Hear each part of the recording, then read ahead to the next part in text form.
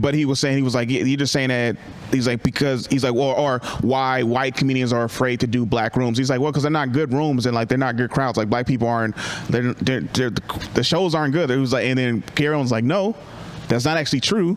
He's like, have you done a lot of black shows? He's like, I want to hear something like that. And because Gary Owen's somebody who has a loyal black fan base, and he was like, I have white fans and I have black fans. And he gets accused of appropriating too, the way he talks and shit. The way he talks, yeah. Yeah, but then also always constantly talking about like black people, like white. I'm white this and I'm in a black space this. But he talked about it from the standpoint of like, I have a black wife and I have half black kids. I have mixed kids. Right. So he talked about it from that kind of standpoint. But then he's like, you don't choose your audience. You do the comedy, and then that's who gravitates toward it, because he sells out in a bunch of black arenas. Brett, on the other hand, was saying that the reason why I don't have black fans is because, or like I don't do black rooms, he's like, because they're bad audiences. And then Gary Owen was, where it's fucked yeah. up. I was going to say, this is, you and me have actually talked about this before. Yeah. And it's about where you relate, because comedy, unlike music or anything, you can kind of tackle a little bit of everything with like subtleness.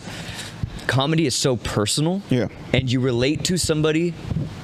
First off, I think when you hear someone's joke, like the way they're telling it, right? Yeah. Presented. So if you're watching someone on stage that looks like you, that talks like you, that you relate to instantly, you're like, oh, that's my guy. Yeah. And then let's say you're a totally white dude from the suburbs, and you're gonna go see a room full of black comedians that are from the hood. Yeah. You're gonna be like, I didn't think any of this was funny. I don't, you know what I mean? Like, you relate who you relate to, right? That's why hella Filipinos go see Joe Coy. You know, and you can't be mad at that either. I could push back on that, because a lot of times, right, I'll say like black audiences and black people, especially from the hood and things like that, we always have to try to relate to white movies, white shows, white comedy and stuff like that. So we always have to, which is why Jordan Peele movies are blowing up. Yeah, because you know, like, So it's like you always hear from white audience like, I can't relate to, I don't, like, I'm not from the hood, or I'm not. And but then like a good black comedian, he was like he be like white people talking about they ain't from the hood. That's because they live in a trailer park. Like, because y'all in this area, like you live in this one. I was like, but you know what the trailer park is next to?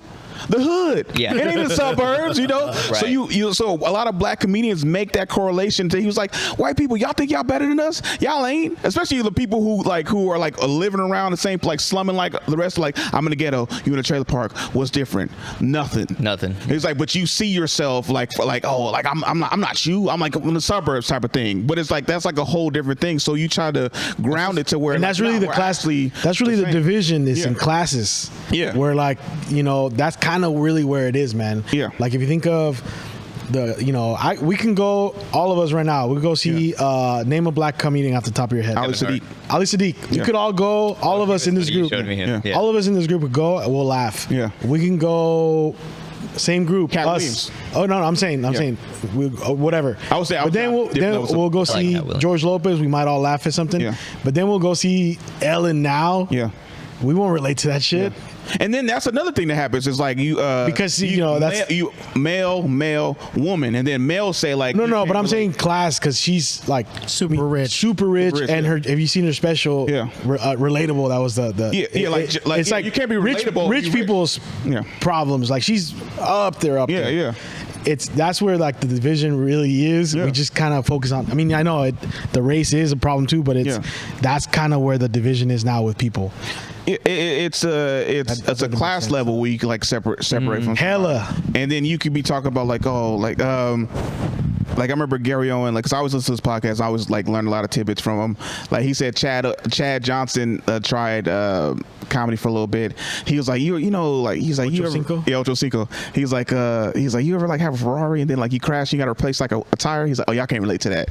So he was like joking about how rich he is. Yeah. Versus like a person who's super rich but trying to like relate to you, and it's like we don't experience the same struggles. And then Seinfeld's another example. Yeah, I was gonna say Seinfeld, because sometimes like when you're rich and you're successful and all this kind of stuff, you're out of touch, but you're trying to say, no, I'm relatable, and it's like, are you though? Yeah. Like, do you know the same? And it's like, do you have that same hunger? I feel like that's when you have to kind of become more of a personal storyteller. Exactly. As a comedian, that's where you have to, like, because like Bert Kreischer in that sense too, like, or actually, sorry, I'll say Theo Von, right? Yeah. Like his stories, whether you think they're made up or not, Yeah. I have The hood. I have my conspiracies, but his trailer park hood growing up, like those are funny because people have experienced that. You know what I mean? And I don't know where he's at financially in the world. He's doing good. But he is very much that kind of person that's like he still feels like that country boy kind of that. He has a thick country accent. He has like the mullet, and black people love him because it reminds them of like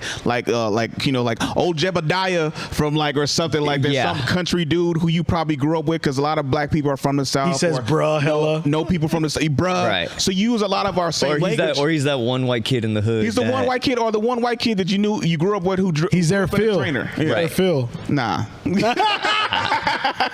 Can you believe the Voice Party has had merch this whole time and we neglected to tell anybody? T-shirts, hoodies, bath mats, wall clocks, throw pillows, even mini skirts. We will throw our logo on absolutely anything. Click the link in the description below and pick you up some Voice Party merch today.